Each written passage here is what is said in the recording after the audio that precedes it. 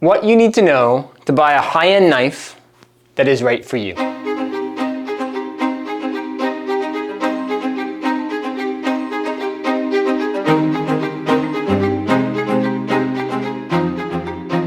Hi, I'm Jed, this is Cook Culture. So I sell a lot of high-end knives, but I don't have the right knife for every person. This video is about how to choose the right knife for you, and hopefully I can help you get you in the direction of where that place may be to get you the right knife that's going to be the perfect knife for the type of style of cooking that you like. So in general, I categorize that there are 4 types of knives: ultra high-end, mediocre, and crap.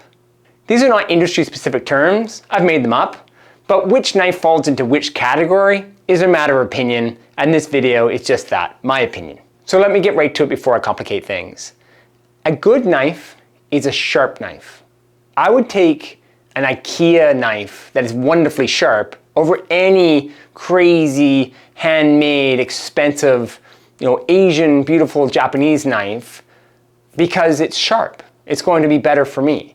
Maintenance is key to a knife. So no matter what you buy, looking after it and keeping that knife sharp is going to matter more than the type of knife you buy. If you're not going to maintain your knife and you're just not going to sharpen it, look after it, buy something mediocre that is easily replaceable because you're not going to keep it in good shape. It's going to wear out before you want it to. You're going to get it sharpened once in a while, and it's not going to be a great experience while you're having it. So don't spend a bundle on a knife if you're not going to look after it. So, step 1, make that decision right now. Okay, so high-end versus ultra high-end. What's the definition of the two? So first off, the materials and the sharpening are very similar in both types of knives. So when you have ultra high-end or high-end, the choice of high-quality materials make it a high-end blade, and you would imagine that the maker is going to be making that blade wonderfully sharp and a really nice quality handle and impeccable finishing, and it's going to be a beautiful knife. So the angle is also going to be very similar. So an angle of a cutting edge really matters to a knife, as you'd imagine. That's where it does all its work. So you've got on a double bevel style knife, so pretty much everything that you're going to go into a store in North America and buy a knife is going to be double beveled. And what that means is that you have your cutting edge and you have 2 bevels. You've got a bevel on this side and a bevel on that side. So you've got your blade that comes up and then it's beveled. And the angle of the bevel, how much angle, matters. How this works technically is important. So if you make a blade like a razor blade and you thin that metal out, you're going to have a blisteringly sharp blade. But when you thin it, it becomes weaker and it can chip. And no matter what quality of steel and how incredibly talented the forger is who's made that cutting edge, if it's thin, it's going to break. So every maker is trying to find a balance of the bevel to the type of steel and to the finish. And so that it will take a certain amount of abuse. And that's that balance that you're looking for. You're trying to get incredible sharpness, like pin razor blade sort of sharpness, and durability. And you're getting those 2 things together. And they intersect. You can't really have too much of one. Well, you can have a lot more durability and less sharpness. But if you go too sharp and have less durability, you're going to have maintenance problems. And on the other side of that spectrum, if you have more of a wedge style knife, where it's not thinned out, it can be very durable and hold an edge longer, but you aren't going to get a lot of incredible performance out of it. And that's why people lean towards getting a very sharpened knife to a thin bevel, because it gives you blisteringly high quality performance, which is really enjoyable to use, but you have a trade-off for durability. There always is that trade-off. And this is a big difference between traditionally Asian knives and Western knives. So there's 2 big camps that have been traditionally. Asian knives have always come thinner and lighter with a more of a bevel to them.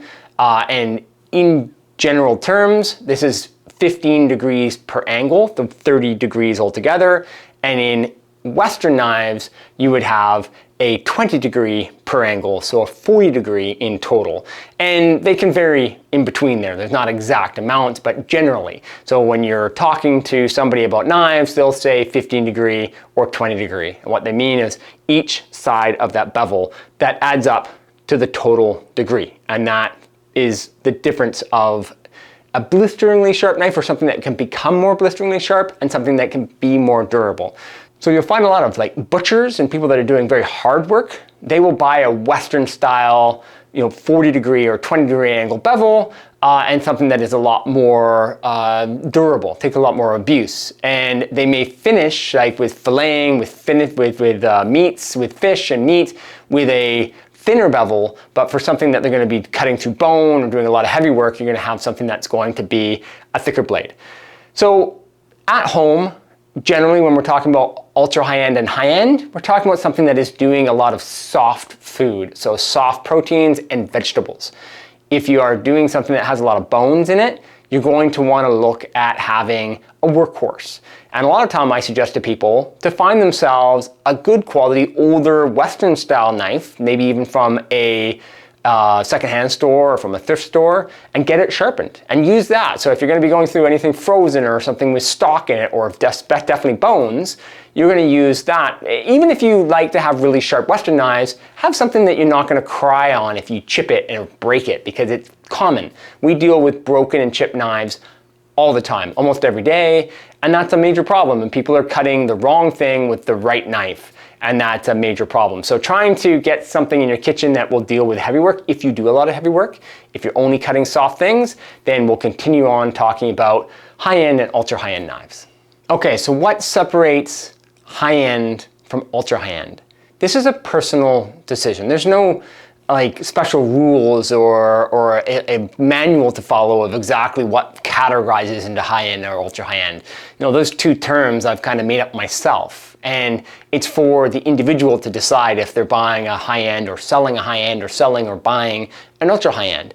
So what I generally look at is a high-end knife comparatively to an ultra high-end knife. So in an ultra high-end knife comparatively to a high-end knife is the difference between something that is mass-produced to non-mass produced. So an ultra high-end knife is going to be something that an artisan generally has taken from the seed, the very beginning, and taken it to the finished product. So you've got a master knife blade maker who makes the blade, maybe somebody in the same shop makes the handle, however that's going to go together, whatever the finish is, but generally it's all under the supervision of one master knife maker.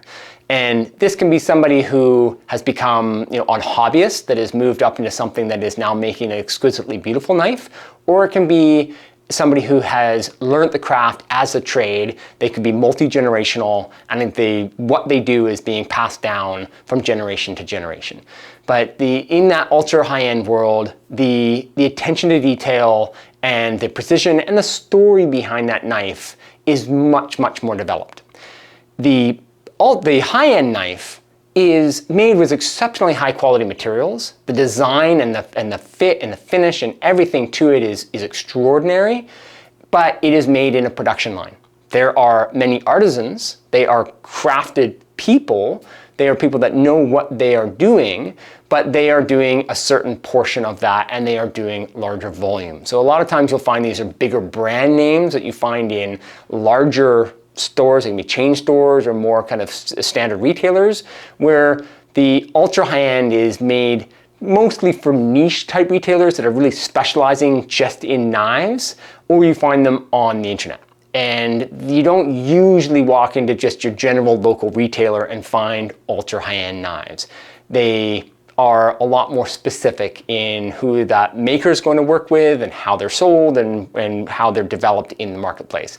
Whereas the high-end knives are generally available. So for an example of how this works, if I'm going to a big international trade show, I will go in and there may be one small little maker from Japan there or from Europe, and they've got a small little booth and they're being very specific on who they're going to be there to sell to. and then I'll go over to, a large European maker or a Japanese maker, and they've got a big booth with lots of multi-units and lines and all the different pieces that go with it and things to care for it, and they're trying to sell volume there, and they are looking to get into as many retailers, high-end retailers, as they possibly can, and it is more about mass production. So that's the difference. And I like to use the analogy of cars. You've got Ferraris and Lamborghinis, and you've got Mercedes and BMWs and Audis. And it's quite easy. Well, you can go in and buy a Ferrari and Lamborghini if you want. As we all know, they're a little cost prohibitive. And there are maintenance costs, and there are a lot more issues to go with buying a hyper exotic car, whereas buying a Mercedes or a BMW and Audi is an everyday purchase, and you use them as your daily driver, and you take them to the store, and you drive them to work, and you park them on the street, and they're easy to maintain. But they are an exceptionally beautiful car, and they work incredibly well, and their attention to detail is very, very, very, very, very beautiful. And so there's a lot of pride in owning one of those cars, and maybe you could even say as much as owning an exotic car. But that exotic car is an exotic car, it is what it is, but it comes at a little bit of cost. And that's the same thing with an ultra high-end knife. So an ultra high-end knife is made to be a very high-end precision tool, and it really should be treated as such. There are two general ways that you're going to sharpen a knife. You're going to use a mechanical grinder, that is like a electric turning stone, and then you're going to use a whetstone. So sharpening on a whetstone is the very best way to look after a ultra high-end knife, because it was made to be a very, very, very precision tool. And on a whetstone, you can control the edge and the pressure and the type of stone that you're using. You can go from, a coarse grit of like 350, so think about sandpaper, up to 36,000 grit, which is quite ridiculous, as you could imagine, but there's all the grits in between. So you can be an absolute precision to how it works. And you've probably seen pictures of it. I'll show some right now of how a whetstone works. And this will give you one of the very best ways to look after such a precision tool. And then from there, you can use a steel, and you can use a leather strop, and you can make that tool as sharp as what the maker had intended it to be. And that is a precision tool, and that is looking after it with a fairly intense sort of maintenance. And it is going to give you the very, very best return on your investment, because ultra high-end knives can also be that much more investment. It's not unheard of to spend $1,000 on an ultra high-end knife. $300-400 is probably more average, but into the $1,000, $2,000 and higher sometimes is where you're in that world. And there's always quite a story, and it's a very limited amount of knives that come from that maker and so on and so forth that make that price go up. Like anything else that price goes up, limited quantity drives pricing, but that is what you need to do. In the high-end world, you can be a little more casual of how you look after it. So usually in the high-end world, they've made a very high-quality blade to be a little more durable and a little less sharp. So you're going to get a very high-quality performance, but it may never meet that of an ultra high-end knife, which is not a problem for almost every single home cook. And you can buy one of these high-end knives that is going to perform incredibly well for you. You can then use a high-quality pull-through sharpener that, if you're not comfortable with using something as steel, is a lot easier for you to be using on a daily basis, because it's really important, as I was saying at the beginning, to maintain your knives daily and keep them sharp, because a sharp knife is a good knife. Doesn't really matter anything else, it just should be sharp. And maintaining it daily, or at least weekly, is critical for keeping your knife sharp, because if you don't look after it on the daily or weekly, then it will become duller quicker, and you will be grinding your new knife, a new edge, more often. And that's going to take life out of the knife. So any knife, if you grind it sharp more often, and you're not honing on a daily basis to maintain your edge and allow that sharp knife to stay sharper for longer, if you don't sharpen it and it gets dull quicker, or it feels dull, that's a whole different thing that I explained in a different video, then you're going to sharpen it more often. And that's going to be a problem. And that goes for both types. But a high-end knife, is going to be a little bit more durable generally and allow you to treat it a little bit more normally, I guess is a good way to put it, because those makers, as I was saying, I'm at a trade show, there's a small little maker that is selling a niche knife, and then there are the large knife makers, and they're selling to the masses. They know that the masses generally aren't going to be ridiculously anal about looking after the knives. So they need to deliver to the market a knife that is going to be of the best quality, but durable, and allow it to take more abuse in its life cycle and to stay sharp so that the purchaser has a good relationship with that knife. And that's where high-end knives fit the general marketplace of high-end. So I'd say if you're selling 100 knives of high-end and ultra high-end, 80 to 90 are going to be high-end and 10% are going to be ultra high-end. And that's not really even a cost basis. I think that's just generally what's in the market. It's easier to access knives of a high-end. A lot more retailers sell them.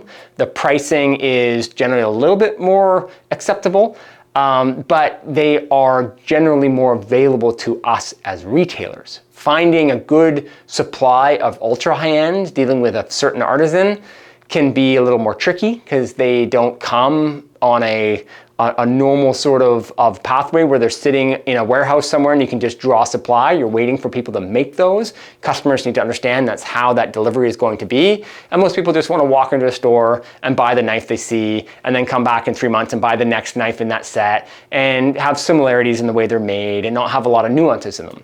And that's how generally people want them. So that's the big difference there between ultra high-end and high-end. You know, they're of the same sort of world, but there is a little bit of separation between the two there. And so when I'm talking to people about high-end knives, that's what I'm trying to get a sense of, is what sort of relationship do you want to have with your knife? Are you looking for a knife that is going to be an investment in your time and money? Or are you really looking for something that's going to give you the best bang for the buck? I don't want to put a huge amount of effort into this. I'd like you to either sharpen it for me here with your electric sharpener or take it to my local electric sharpening shop, because that's mostly what you're going to find in each community. I want to easily maintain it in my kitchen. You know, a really high quality pull-through sharpener sounds like a great idea because that's easy and it's going to be the same angle every time. I don't have to think about it. Great, but I want performance and I want it to look beautiful. So that's where the general population sits. If you're somebody who really wants to get particular about your knife and loves learning a new craft around that in relationship with your knife, then the ultra high-end knife world is there for you. I've left some links in the bottom of this video to some retailers that I think are doing a killer job. They're online businesses, some of them have retail locations, and they have relationships with a lot of makers from around the world, and they are doing a tremendous job. And I do highly recommend to, certain customers that come in that, hey, maybe this is where you should look. And it's not a price-based thing. It's not like, oh, I want to come in and spend a couple of grand. It's usually people are looking for something that is going to give them the very best response for the performance of what they're looking for, and they want that relationship. They're like, that's good, I can get better. And that's where I'm going to then point somebody in that direction. Okay, so to finish this off, how do you buy a knife? This is my recommendation for buying a knife. Find yourself a local retailer that you trust that's selling high-end knives, or even ultra high-end knives. There are more and more ultra high-end knife companies, retailers, popping up in cities all around the place. And so you can find them in a lot of big cities all around the world. So go check that out, see what you can find. Find someone that you trust, you like the way in which they talk to you about the knives, the relationship that you're building, and then get those knives into your hand. If you can demo those knives, even better. But what you're going to find is that the knife that's going to sit in your hand, that you're going to feel, is going to be the determination. I can tell you about a knife inside and out, about all the technical aspects and the maker and where they came from and how many layers of steel and all the cutting core and the wood that's in the handle and blah, blah, blah, blah, blah. But if it doesn't feel good in your hand, who cares? You're going to be like, oh, that's great. I don't want this knife. So the knife that fits in your hand and feels great, right? And hopefully the person selling it to you is going to help you understand how to hold that knife and what the performance characteristics are of that knife, what it's meant to do. If you buy a long, skinny knife that's got a big, long, sharp point on it and you're looking for a paring knife, you've got the wrong knife in your hand, obviously. So it's just good to make sure that you know the job that you're there to do and why you're buying a certain knife. That will really help when you're on that journey of getting yourself a new knife and trusting that retailer that you're there buying from. So when you've chosen your knife, step 2, understand how to maintain that knife. I've said this before in this video, maintenance to your knife is absolutely critical.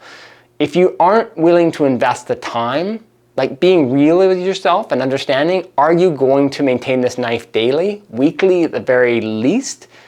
What kind of knife are you getting yourself into a relationship with? Does this knife need daily maintenance? And is it going to degrade quickly if you don't look after it? So the retailer that you're buying from should be able to answer these questions for you. And they should then steer you in the right direction of buying a knife that suits your style, your lifestyle, and your style of cutting. So that's really important. And then when you get that knife home, stick to that maintenance regime. It's really critical. It doesn't take a lot of time.